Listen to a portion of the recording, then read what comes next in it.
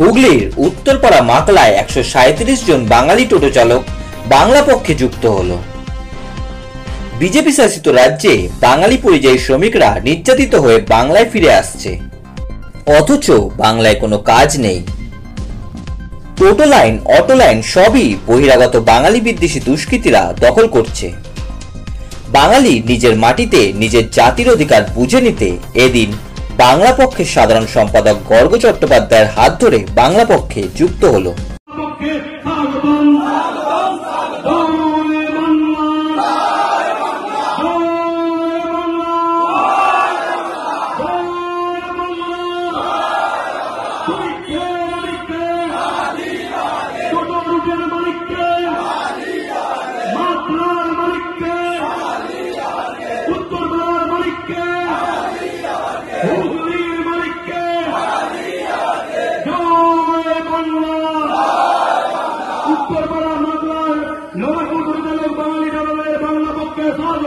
স্বাগতম স্বাগতম।